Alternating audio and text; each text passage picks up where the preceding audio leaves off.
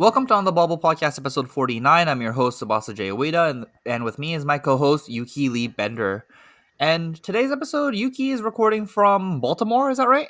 No, Dallas, Texas, or just outside of Oh, Dallas. It's the calling Dallas. You're thinking of Pro Tour Baltimore, which happened back in April, May. oh. Okay. It's calling Dallas that you're going to. Yes, calling Dallas. And then the location that I'm getting mixed up is Barcelona, which is in somewhere in Europe. That's right. That's in Okay. Spain. That makes more sense. So you're in Dallas right now. So I guess your audio's not as good this time? Yeah, so I'm a little bit on the go. I'm recording off my laptop. Didn't have space to pack my normal microphone, so I'm recording with AirPods. They are not ideal, but I think the audio is okay. Hopefully, it will be manageable for our listeners for the next little bit here. I'm out of town till the 24th, so we are going to have a few episodes where the audio is not going to be totally ideal. Should be okay. If there is any issues, then we may change it up later, but it should be okay for now. Yeah, if it's like a huge problem and it makes it really awful to listen to, I'm sure Jay will let me know. But also, feel free to let us know in the comments, and I can probably get my hands on some kind of alternative microphone. So today we're going to be talking about our Bright Lights first impressions, our pre-releases and how that went. We're also going to be talking about Draftfab going down, and we're going to end it off with the discussion on the new product that they came out with, Round the Table, sorry. And yeah, let's start off with the pre-release. How did your pre-releases go this weekend? Pretty good. I think I played four of them, two as Dash and two as Teklovosen. I think I 2-1'd two of them, 3-0'd one and 4-0'd one. So pretty successful pre-release overall. I felt like I learned a lot. Overall, I'm a pretty big fan of this sealed format. I think there's a lot of play to it. I'm excited to get into draft when we eventually get there, when the set releases, because it just seems like there's so many cool interactions and different archetypes for the heroes, which is kind of exciting. Yeah, I also went to 3 different pre-releases. I played Max, Dash, and Max. So I actually didn't get to play with Teklovesen, or it was more of like I intentionally chose not to play Teklovesen, try and like experiment. And I went 2-2, 3-1, 2-1.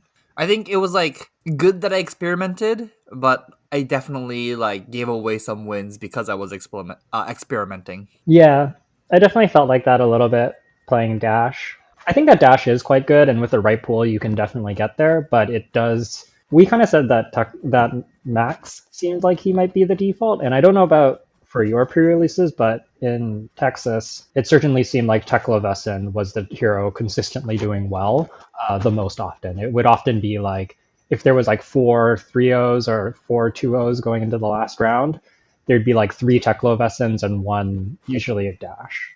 Oh, so there was no Max. There was very little Max, I would say. Oh, I see. At our pre-releases, it would be Teklovesen and Max in the 3-0 bracket or the 2-0 brackets, and basically Dash got completely annihilated on almost all the events that I went to. That's so interesting. Yeah, so maybe what we can do is kind of just like talk briefly about each hero and like what we think they need to be successful and like kind of how they play. Because we touched on them briefly last time, and I think there was a lot that we got right.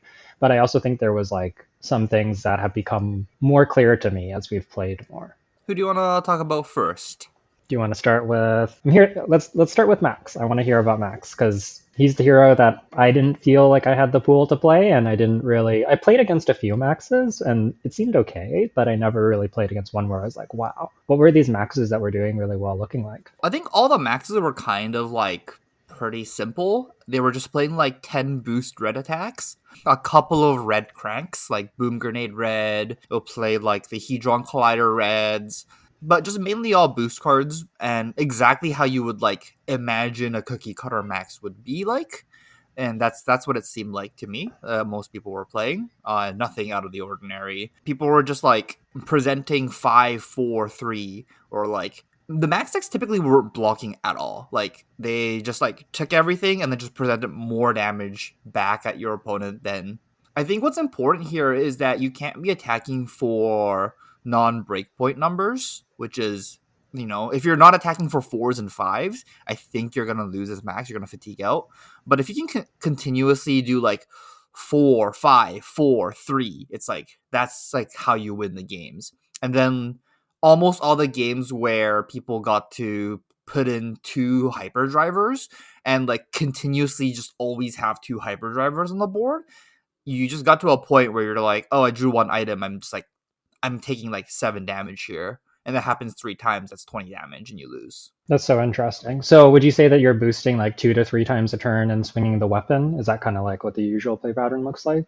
Yeah, 3, even sometimes like boosting 4 times and then it's swinging the weapon. Okay. Yeah, that's so interesting because I was finding the same thing about the breakpoints being important. That was kind of like a big takeaway for me is that you have to kind of think about not only the value of your hand in terms of like your damage output, but also like your cards in deck. And if you're spending 2 cards to present like 3 with go again, like often you're better off just blocking because like you spend a card the card attacking and the card that you boost. So there's like 2 cards to do 3 from your deck rather than blocking for 3. So that's kind of what I was finding. And I was finding it hard to boost more than like say twice in a turn because of the cards are really expensive in this format. But I guess the hyperdrivers maybe help with that. There's a lot of twos. I think what happened was like, no matter what, if Max didn't use his hero ability, then he was gonna lose. Like that's how it felt like to me. Is like every turn you had to activate his hero ability and you had to play cards that cared about putting counters on hyperdrivers or even like playing a red hyperdriver yourself. Okay, so if you had hyperdrivers in the pool, people were actually playing them in max. It's so good. It's like, man, hyperdriver in your pool was actually so good because your off turn would have been like block for 3, play a hyperdriver, crank, and attack with the Maxi Arsenal, like a 1 or 2 cost boost card, and then you just draw up. You just full take the 6 damage or 8 damage your opponent presents at you, and you just dump your whole hand out. And obviously the boost cards with the on hits, like the rare ones, were kind of important. There's like a rare in the set where if you boost it 2 times, it gets like +2 power, and you can't block with equipments, I think. So it's like a 2 for 7. So if you have 2 hyperdrivers, you go like pitch a blue. You can go attack with boost, end with this, and like present like a 16 or 19 damage turn.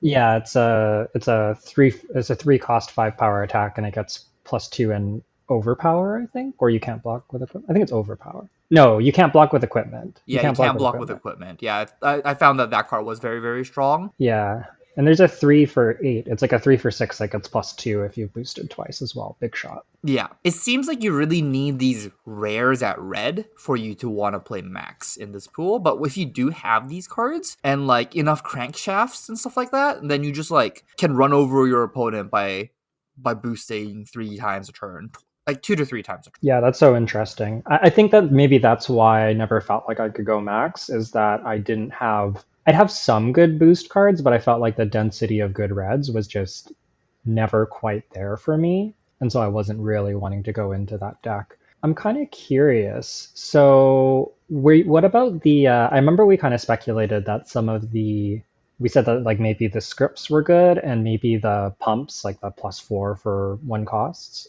were those cards that we're seeing play in these max decks that were doing well? Scripts I didn't really get to see that much. I don't think people were. I think people were playing them if it was in their pool. It wasn't really integral to the gameplay, basically, except for Boom Grenade. Okay. Yeah, Boom Grenade was a very strong card overall, I found.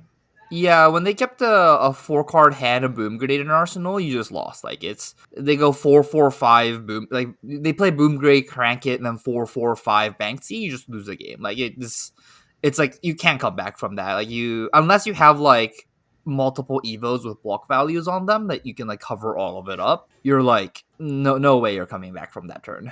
Okay, super interesting. Yeah, I saw in some polls that Max was like, I think the most played deck, at least according to the Twitter poll, so like maybe not actually. But I thought that was interesting because this area leans so heavily Teklovosin, so I was very curious to hear about that. Yeah, that all makes a lot of sense to me and sounds really good. And I definitely saw how like I can imagine these good max turns. I just feel like maybe the pools I had didn't support it.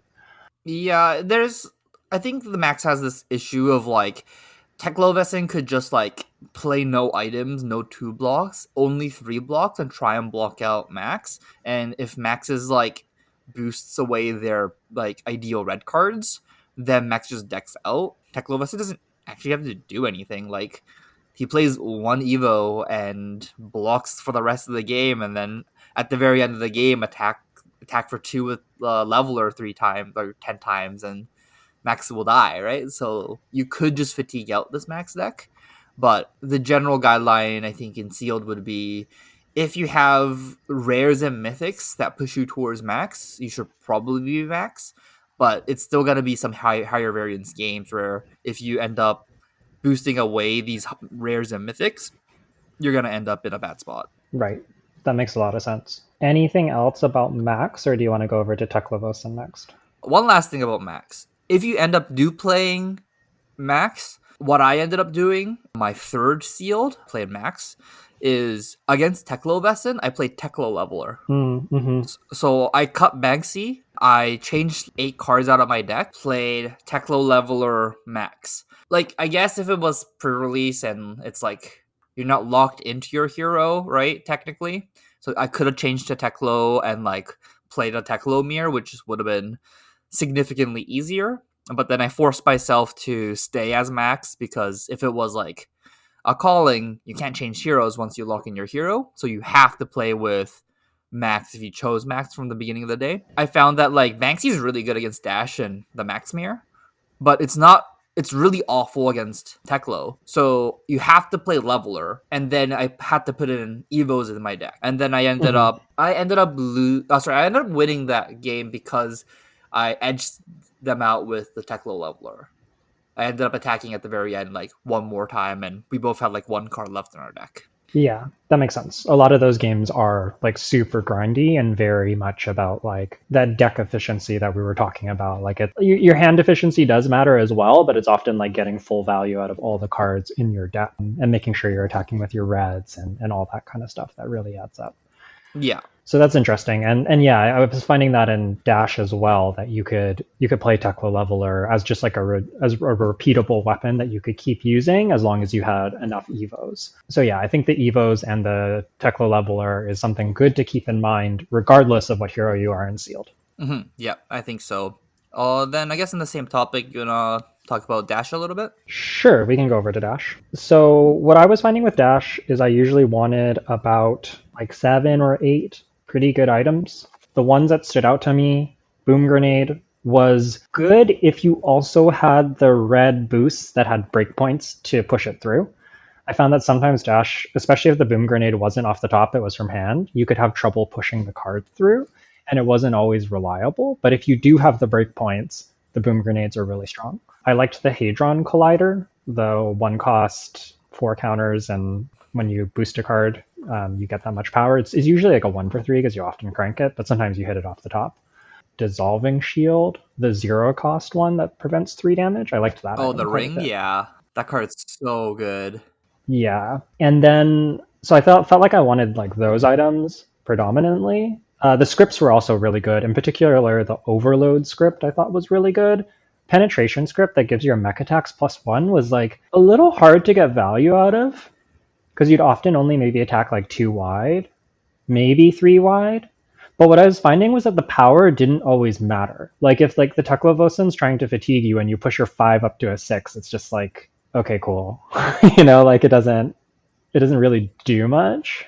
It's so little value for how much work you have to put in. Yeah.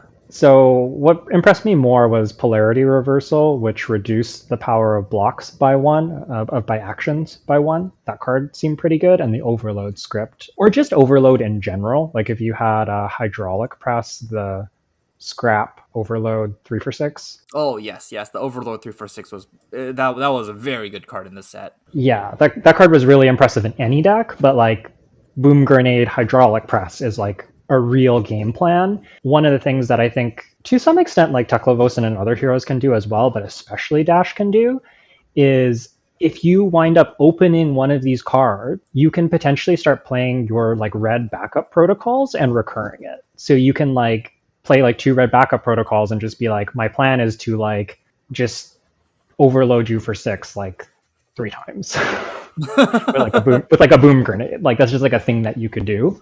That was really Yeah, interesting. like unblockable damage. Yeah, because like the equipment is also actions except for the armor, the blade break one. I forget what it's called, but all the evos are actions. So the overload is like or overpowers really hard to get around. One of my dash opponents actually, like on turn one, I like was it turn one? No, it was on my second turn. So I went second, and on my first turn, I was like trying to like boom grenade somebody, and my dash opponent just like flashes in the mini force field, which is the ward 4 item, and it just completely bricked my boom grenade.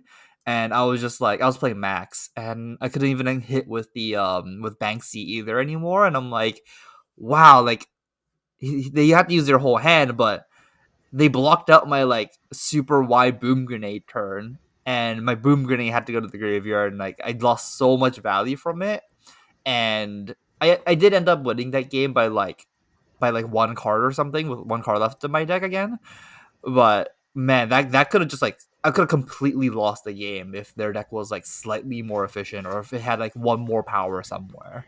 Yeah, that item is super super impressive. Something that I'm really excited to do with Dash that I saw in one of my sealed pools, but I didn't end up doing because the rest of my pool didn't really support it. Was is it Ratchet Up, the 1 for 5 with Galvanize? It's a rare, and if an item's been destroyed, your opponent's actions get -1 while defending. Ratchet up, yes. Yeah, it occurred to me that that card you can also use with Backup Protocol Red if people are trying to fatigue you. If you like pitch a blue Backup Protocol Red, crank it, get back Ratchet Up, attack for 5, and it's turned on because of the backup protocol. Like that's a lot of fatigue damage. I could see that being a thing in draft where like if you're worried about like a Teklovosin fatiguing you and you get this item early, you might be able to prioritize some of those backup protocol reds as like later picks, I would imagine, and get like if you have like 3 of them or something, like you're probably just super set for fatigue. That's actually kind of cool. I thought that that's really sweet.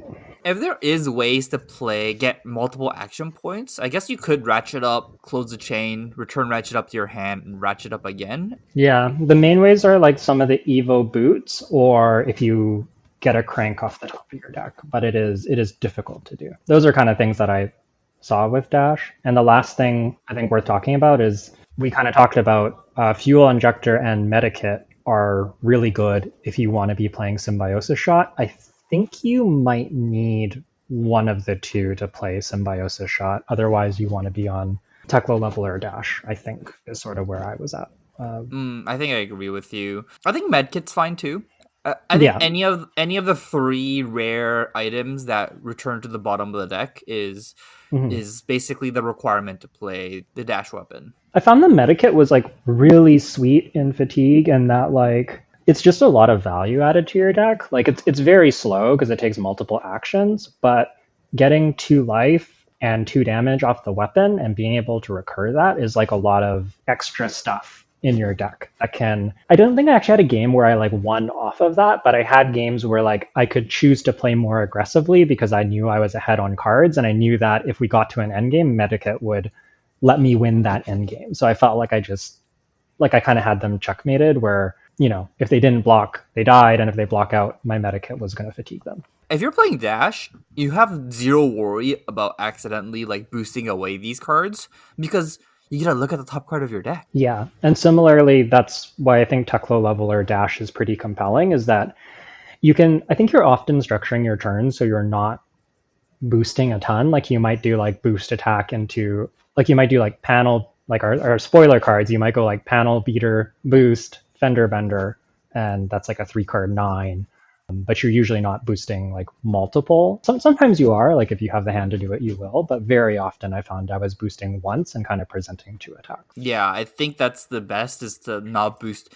I think boosting twice is like a max thing. Like if you're boosting twice and if you're not max, you're probably doing something that's not progressing your win condition one way or another, unless your opponent's dead, I guess. Yeah, or if you're like if you just have it, right? Like if you're able to like pitch a blue, go like a 5 power boost, 4 power boost, and then pitch a blue attack with like a junkyard dog for 7, like that's really good. But you want to make sure if you're boosting multiple times that your follow-up's good. Like often just like boosting a bunch so that you can like pistol is sort of it's Yeah, not well, fantastic.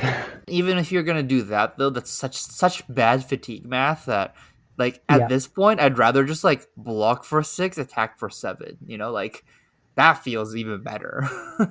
Yeah. And one of the reasons I really like Dissolving Shield if you are on Symbiosis Shot is you could actually crank it and then use your pistol shot right away, and then it's like a 0 for 4 because it blocks 2 and it attacks for 2 and it covers up breakpoints. So good. Yeah, the dissolving shield I found was really cool too. So the dissolving shield is the zero cost crank, the instant remove a counter to prevent a damage. It starts with 3 steam counters for the red one, but this one typically destroys itself when you remove the last counter to use its instant.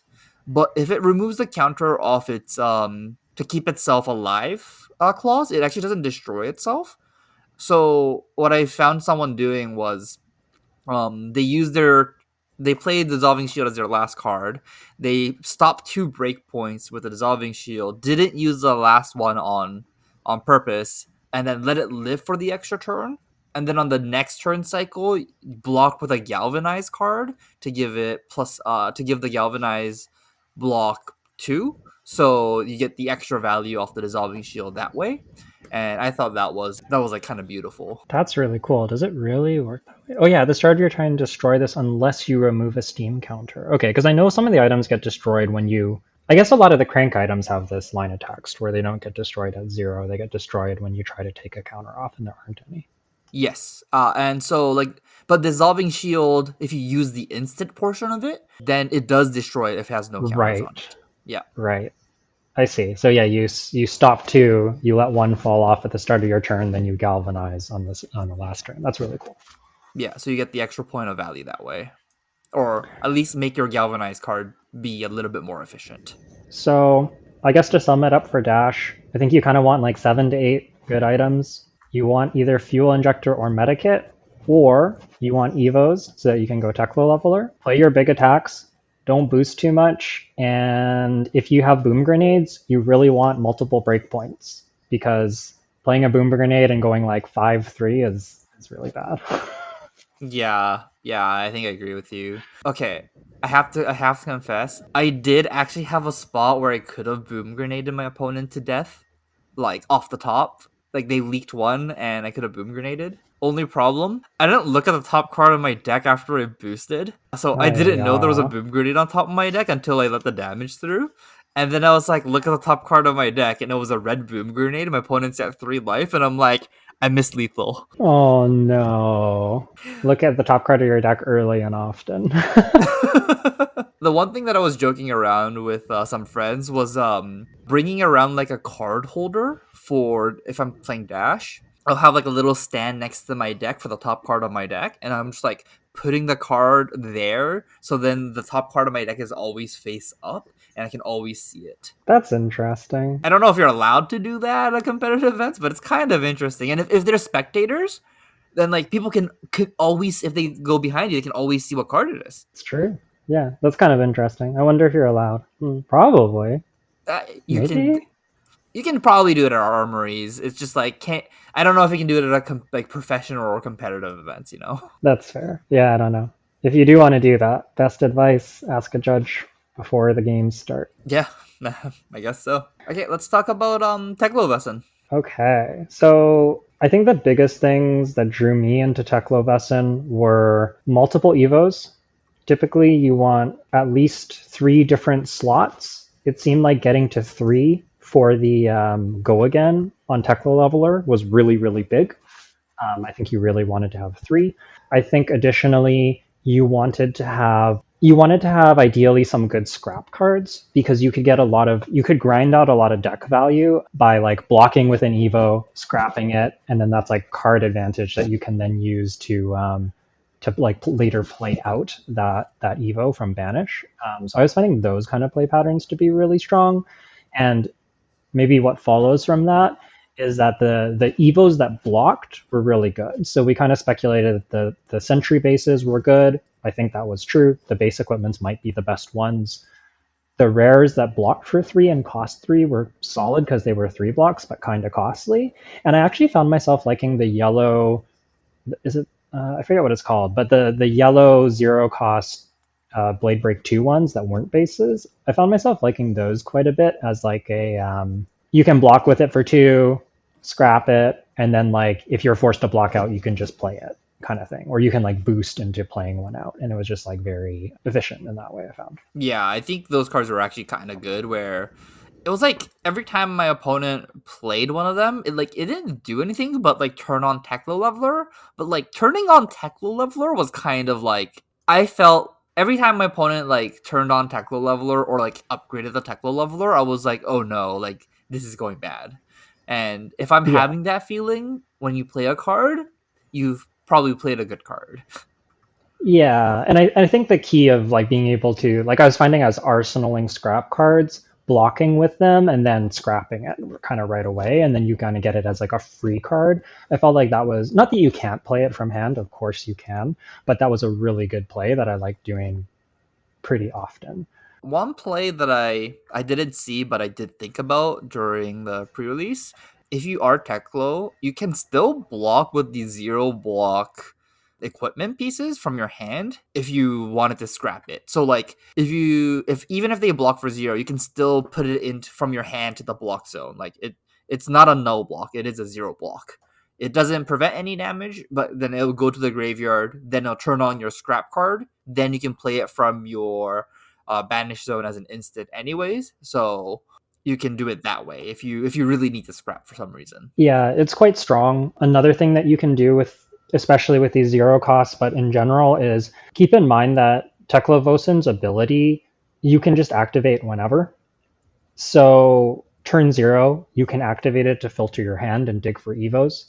Similarly, with the 0 costs, if your hand is particularly bad, maybe you have a bunch of blues or something, or you just want to dig deeper into your deck, you can pitch a blue, play a 0 cost as an instant, even if it's already an instant, and you still get the draw card. So you're basically cycling that blue for another card in your deck, and you're not really losing any efficiency. You're just digging deeper into your deck. And I found that going through your deck quicker was really, really important in Teklovosin because it helped you find all those evil parts faster.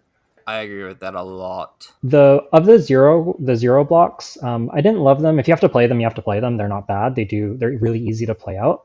But the one that stood out to me the most was Evo Zoom Call. That's the headpiece where when you equip it, you can banish a card from your hand, and if you do, draw a card. Having this in Arsenal, or alternatively, blocking with it and then scrapping it, and then just having it sitting in your banish zone is really strong because the next time you draw an Evo, you can just like banish that Evo, playing this card and draw a new card, and it's like then your next Evo's set up, and you didn't even have to jump through any hoops. So I found that the Evo Zoom Call in particular felt really, really powerful. Or if this is just in your banish zone, right, you just gotta play it, like, so it just lingers there. Yeah, so if you ever block with it, you can then scrap it, and it's just sitting there, and you can just be like, oh, okay, I'm gonna do this, and it's really good. Yeah, one thing that I made sure not to get got by. So Teklo Leveler is a passive ability, so it gains go again. Like you can give it go again at any point in the during the attack. Just because the Teklo Leveler doesn't have go again doesn't mean it can't gain go again like after blocks. So just be wary though. Don't overblock a Teklo Leveler. If you see a instant speed Evo banish on your opponent's side, it's like they could give it go again that way too. Or if they make like a weird attack where they have cards in hand, like they're probably gonna flash in an Evo. Like maybe even if it's not in their banish, like maybe they have one in hand and they can just play it at instant speed, give it +1 if it's the gloves or something like that. Yeah. And it can like if you do put the gloves in, and if your fourth one it gets +2 because Teklo Lever goes up to 4. And there are these like really really like unique and weird interactions where I was just like, oh wow, like Teklo Leveler's kind of flexible and it's kind of annoying. Teklo Leveler is such a sweet weapon. So There were some really good play patterns with it. I found like another thing that I was looking for in my pools with Teklo was the 2 for 5 boosts are so good in Teklo. Even the 2 for 4s at yellow are still really good. What you can do is in the early game you can like pitch a blue 2 for 5 boost, and then Teklo leveler for 1 cost once you've gotten 2 evos out, and that's just like a clean 2 card 7 that you can do.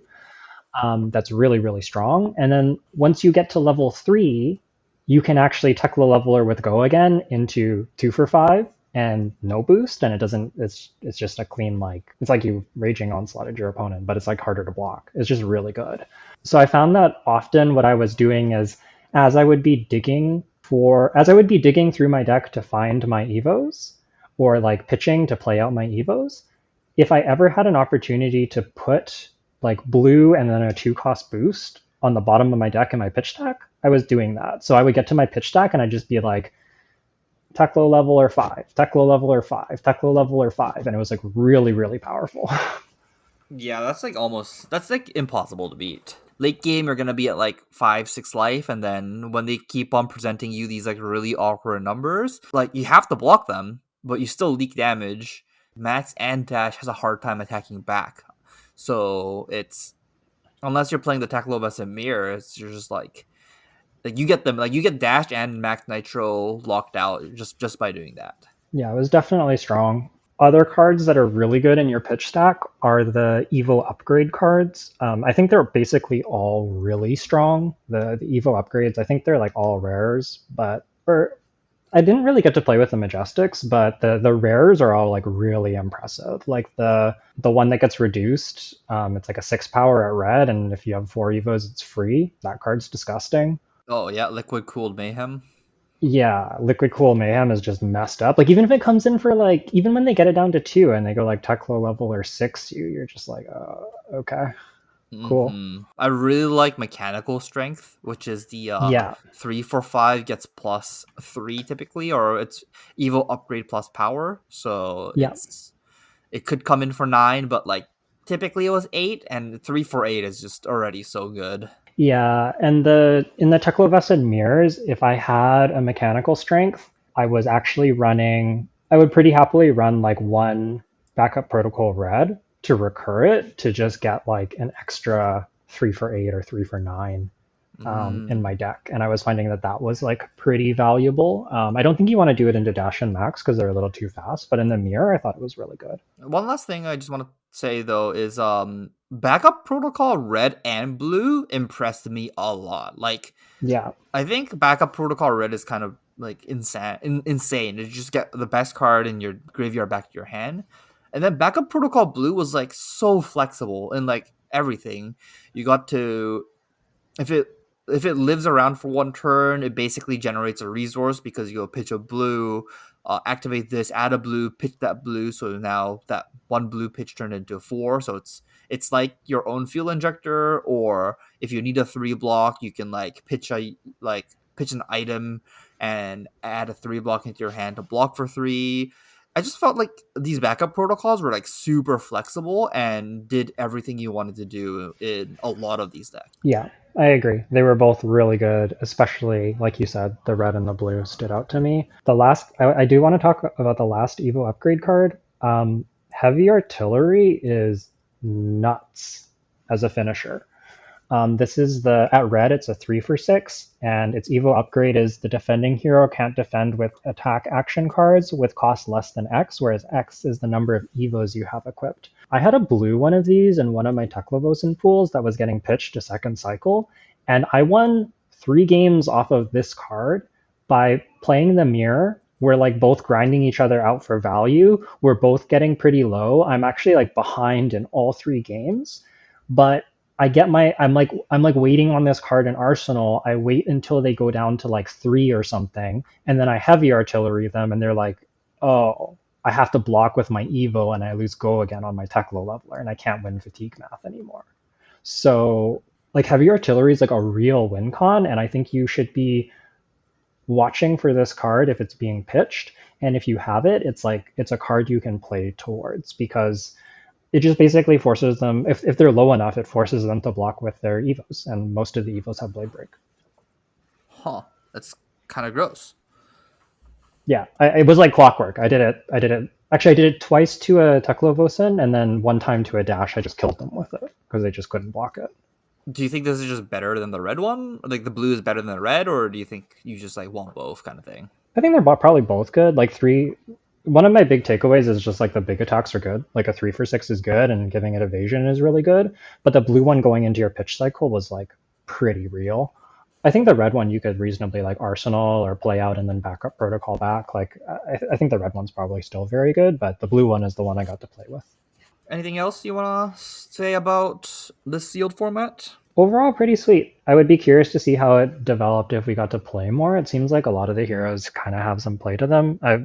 I especially want to visit it after hearing about like Max is doing well, because that was like the one deck that I didn't feel like I quite figured out. So I think that's very cool to hear that like different places have been doing well with different decks. One thing I'll say that about Teklovosin that really impressed me and made me feel like from my limited gameplay, like in this area, that it might be the strongest deck. Teklovosin feels like Oldhim in that he has like the best weapon, he has 3 blocks, he has like, big attacks like 3 for 7s. He can also just boost.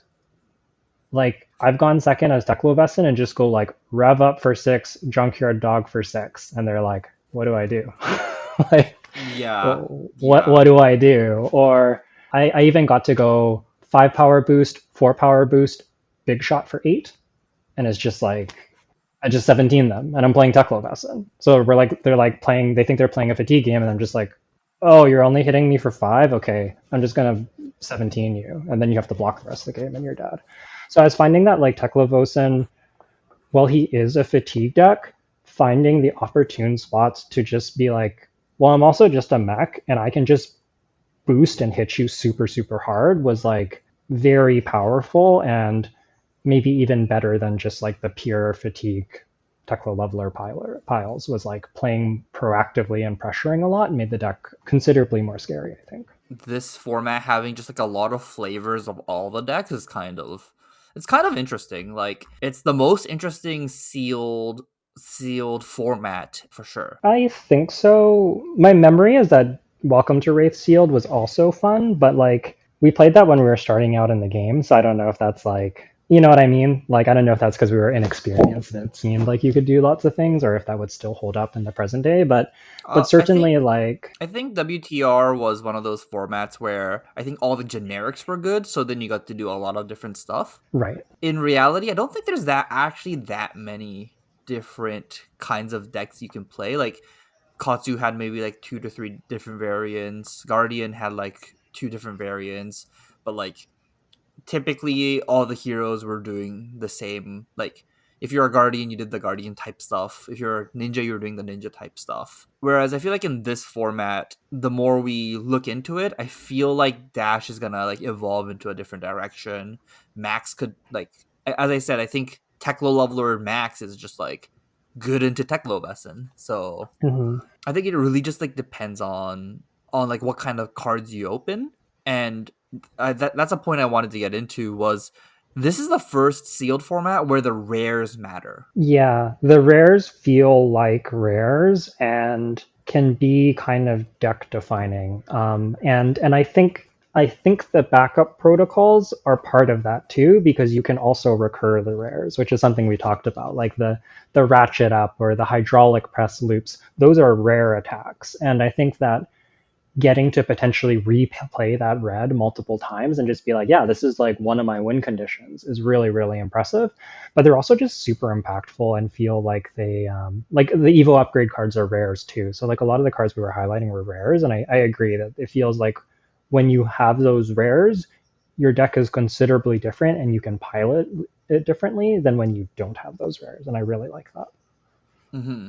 There's not that many bad rares in this set that I can remember. I think like the worst rare to open actually was like Firewall, and like that was the mech block that like looked at the top card of your deck for some reason. Like other That than card's that, all sick. the rares were kind of great. That card's sick. Yeah, but then you don't get burn rubber or big shot. You don't get spring a leak. You don't get bull bar. You don't get any of the Evo upgrade attacks. You don't get ratchet up. Like these are the cards that this card took your slot from. Like I'd rather have a hydraulic press red. I was playing so much Teklo and trying to level up my Teklo leveler so much that I just like, like blocks for 3 and digs me towards an Evo. That's sick. Yeah, but like, don't you rather have a hydraulic press in your deck? Like, imagine you Yeah, open that's true. That's true. like if you open the like two firewalls and no hydraulic press, like you're crying here, right? Like you'd rather just have two hydraulic press and no firewalls. That's true. The four power, the 4 block is like pretty good. The 3 block is like okay, but I agree. There's better rares that you'd rather have. Yeah. Um. Oh, one thing I thought of when you're talking about this, a lot of the what seemed like trinket text, like on our spoiler cards, the +1 per equipment block, that's very real in this format and actually pretty good. There's also ones that can't be blocked by equipment. That's also very good. It just creates One a thing lot I of want to awkward say, spots.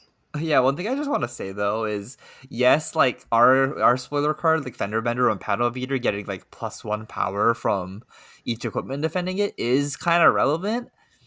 But man, lay waste and outpace, which just says can't be defended by equipment, is so much better.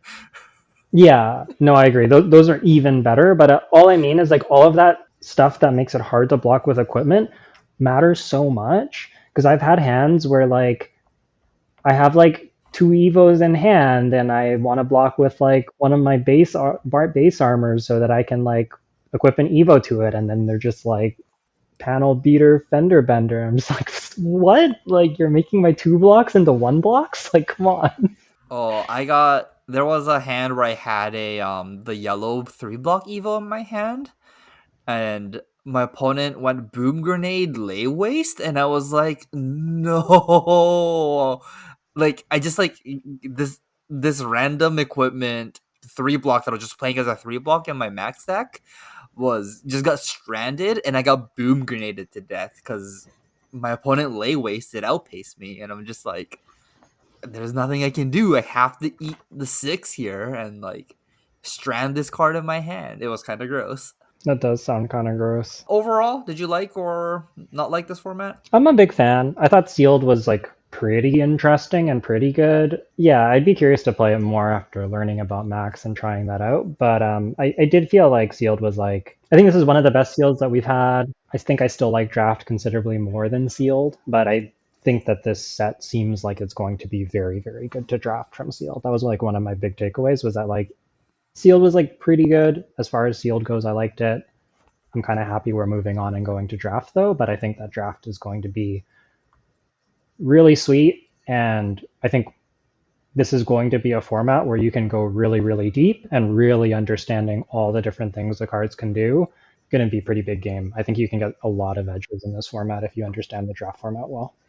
Yeah, I think I agree with that. That might be a good segue to talk about Draftfab. So, Draftfab was a online client that allowed players to do like a mock draft online, and then most people, I guess, would port that into Talishar and then play draft games on Talishar. So, basically, a way to play draft online. And recently, I think this is like 2 days ago or 3 days ago, there was an announcement basically saying like Draft Fab had to go down because of copyright reasons.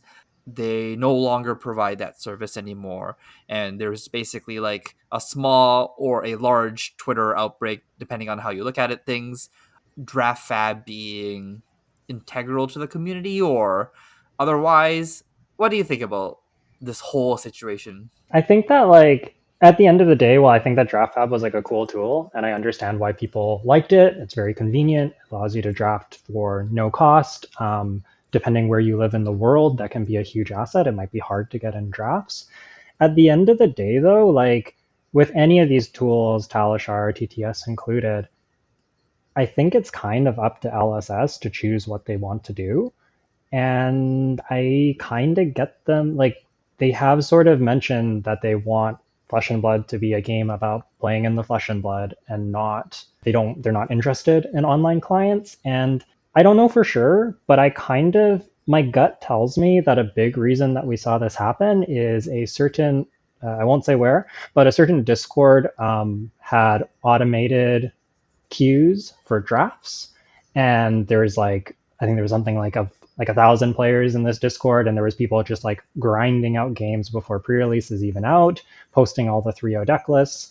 And I sort of wonder if they're wanting to move away from that being the primary way that people draft, and instead more armories and more local events being how people draft instead. And I know that there's kind of like this big point of contention where people like maybe don't have a draft scene locally.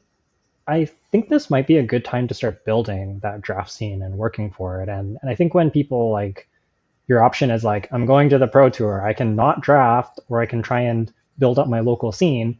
A lot of people are going to choose to build up their local scene. So I think there might be like, I think we're in like an awkward growing pains stage, but I think that ultimately it could actually be pretty good for the community having a lot of like high level players being invested in their local draft communities and trying to build that up. That's sort of my take, is that I think that in the long run, I think this will be a good thing. I see, I see. Fair enough, fair enough. What do you think, Jay? For me, I like use Draftfab maybe twice or three times. Like, there's like a video on the YouTube channel where I do use it, and my internet was kind of really bad, so it's like it was super super buggy.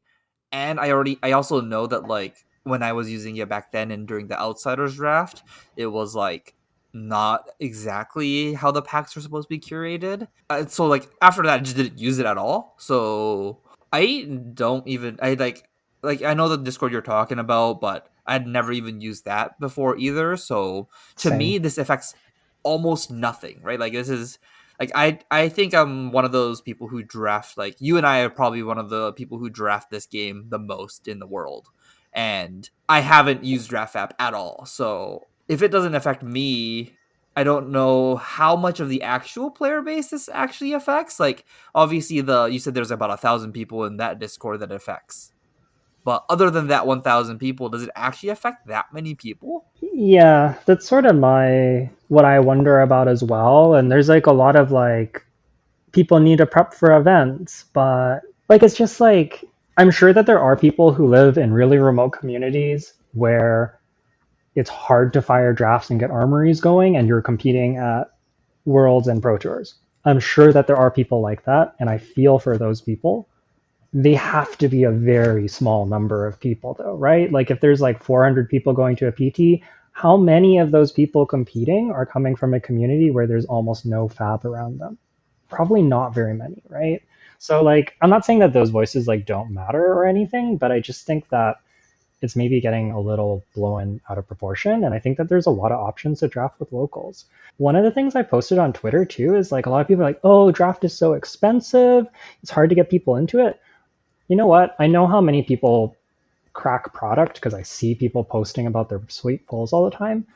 One of the things that our locals do all the time that's a great way to get people into the game or just get people drafting, if you're going to buy a case, be a little bit patient, and rather than just like sitting down one day and cracking all those packs and getting your big dopamine hit, draft them. Just go, A look, case? That's 4 drafts. yeah, just go like, hey, let's have a draft night on the weekend. This is what we do on a Saturday or Sunday. Come over, we'll draft 2, 3, 4 times. Doesn't cost you a cent. All that I ask is that you take care of the cards and make sure you don't lose them. And if you don't want to shuffle, like if like don't I don't know, don't like riffle shuffle my L or something, But Wow. like people are pretty or do like. I feel somewhat targeted there.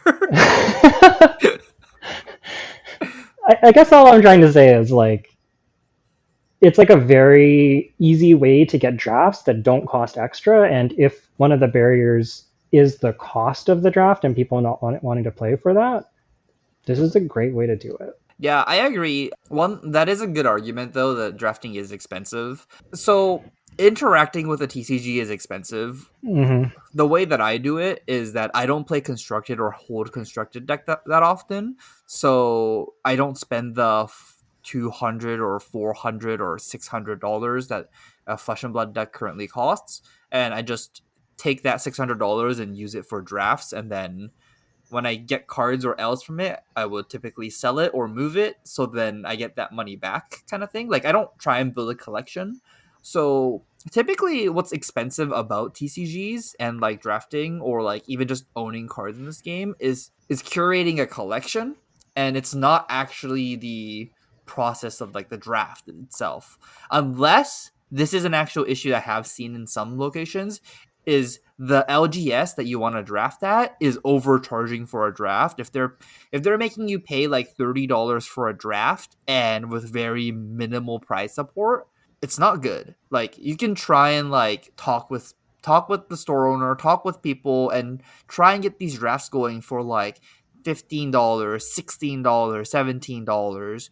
And if you do that, $16 once every 2 weeks is not too bad, like, It's like a movie or going out for dinner once. yeah, it's not too bad at all. But I do agree though, if you want to make a CC deck and draft and play both, it is kind of expensive. Like, you Yeah, for it's sure. kind of hard to do both. I'll agree with that Yeah, part. yeah.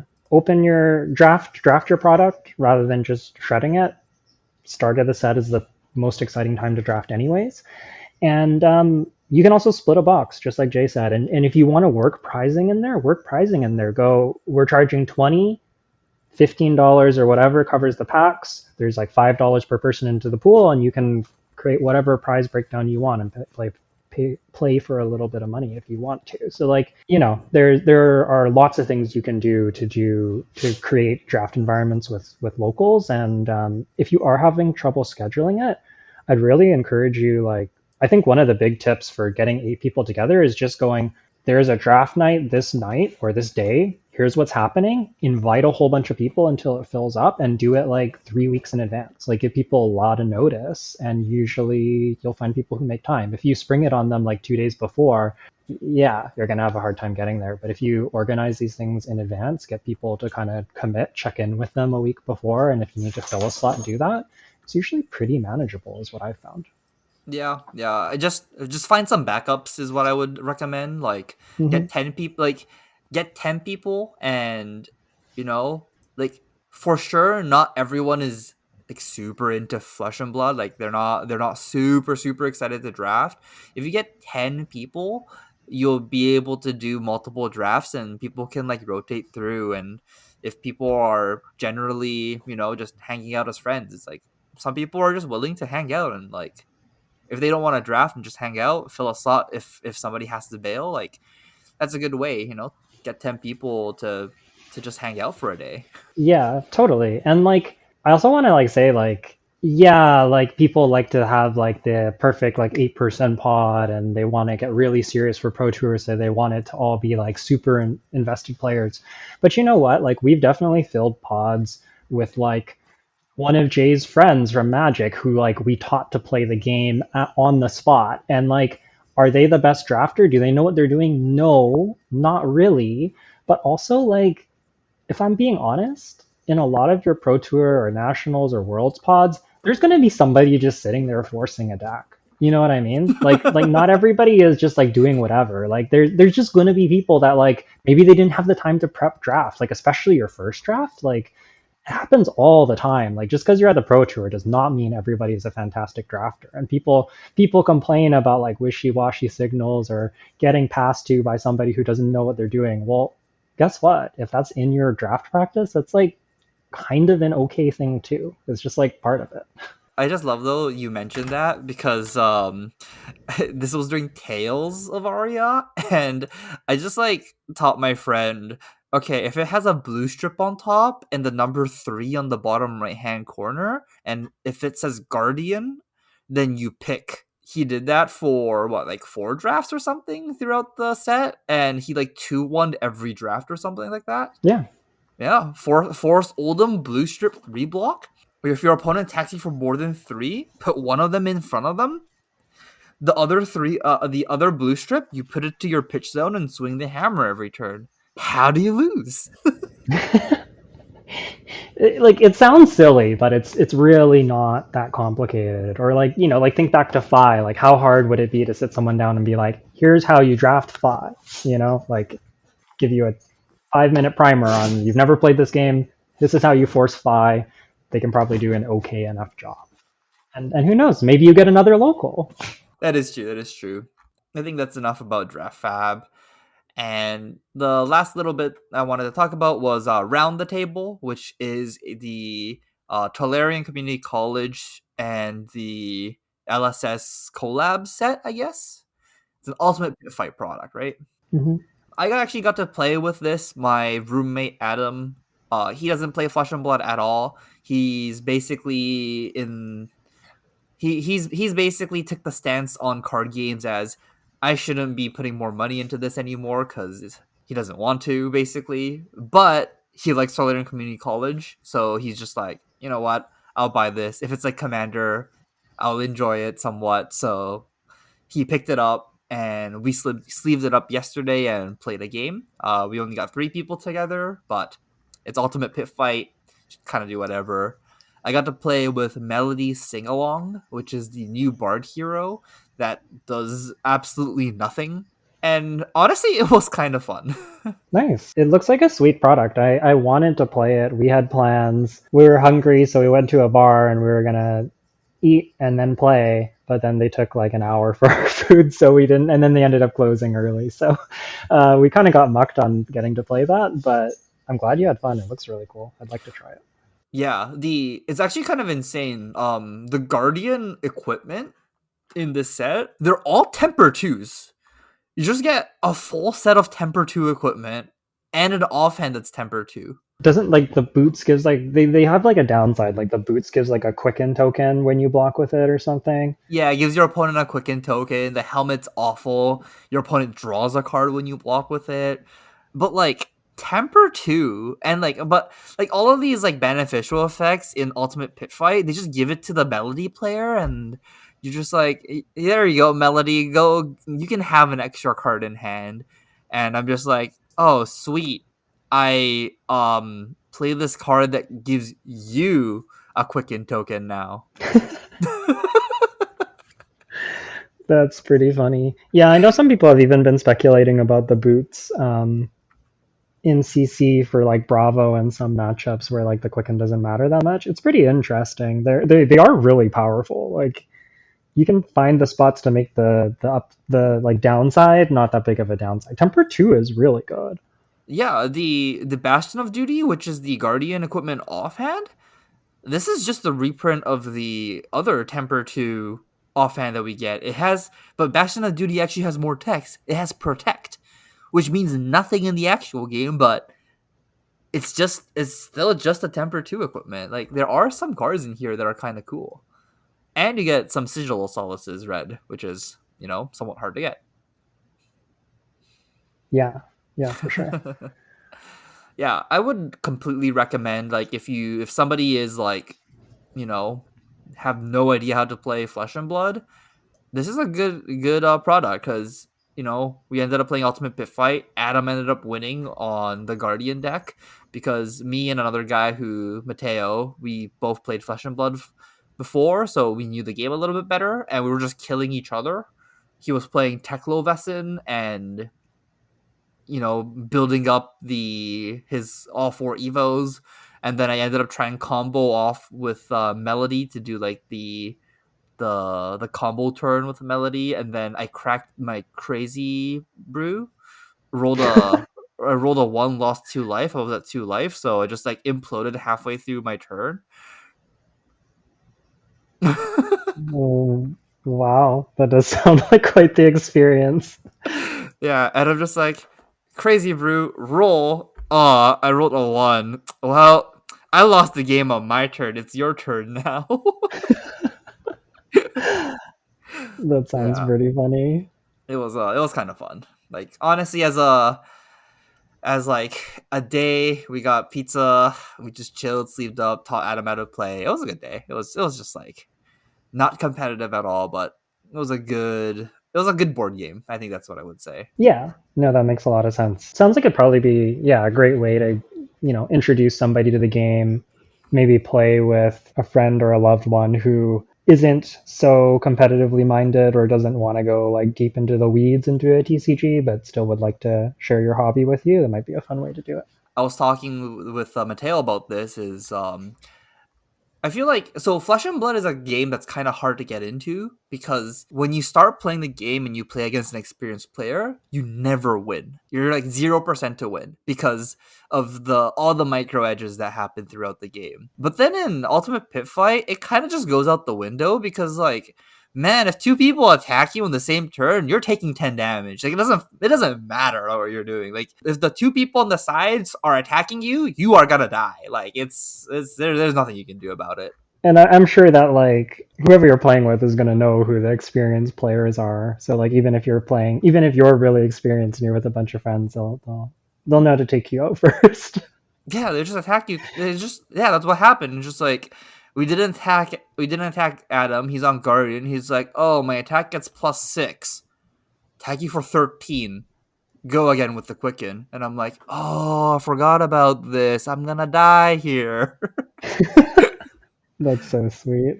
Apparently, if you get ignored and you got to keep a 4-card hand with an aura that gives +6 with an arsenal with a quicken token, yeah, you get hit really hard from the Guardian player. That's fair. That's fair. It sounds very scary. Yeah.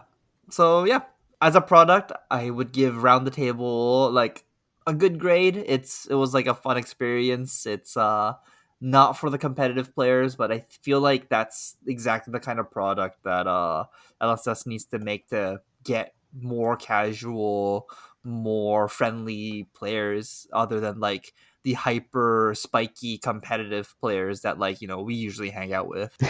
Yeah, it definitely takes all types to have a healthy TCG, and I agree that Fab does a great job on the competitive front, and more products like this is just it's just good for the game. It's just good for the game, and I feel like they should just yeah, hide some random gem in here that's like every competitive player needs. So people buy this product and then like they can give it out to their friends or something, for all the other cards. that's fair. Yeah, I know that they said they're going to be doing. I think they said they're aiming for like about one a year in one of the recent James White interviews. So, yeah, very cool. I'm curious to see like what else they can come up with that just helps people get into the game. Okay. Anything else you want to talk about today that's Flesh and Blood related? I don't think so. I think that pretty much covers it. How about you? No, yeah, that's everything. That's basically everything that was happening this week was people going crazy about Bright Light's pre-release and people going crazy about Draftfab going down. Yeah. Did you get any sweet polls at pre-release? No, I got basically nothing. Did you open anything good? Yeah, I robbed people in Texas. Well, not actually robbed, but in my first pre-release in my sealed pool, I opened Rainbow Foil Warband of Bologna and Findle Spring Tunic. Wait, Rainbow Foil? Oh, you opened The two L. I opened two L's in my first pool, and then I opened, or I didn't open. I won two playmat raffles, so I did pretty well. Wow, you're so lucky. So yeah, I robbed the Texans of their prizing, or not their prizing, but their good pulls by pulling it first or something. Huh. Anyways, that's gonna wrap us up. Hope you enjoyed listening. We'd love to hear from you about your pre-release experiences. Was there interactions we missed, heroes that you liked that we didn't give credit to? Maybe you figured out Dash, who I think was the one between the two of us, we're like maybe the lowest on in sealed. We'd love to hear about all of that. So let us know your thoughts of sealed and kind of what are you expecting as we move into draft with release just around the corner. If you want to reach out and get in touch with us, you can do so online through social media. Jay is at UAdaJ on Twitter, and I'm at Yukili Bender, or you can email us directly at onthebobble@gmail.com. That's going to be it for today. Thanks for listening.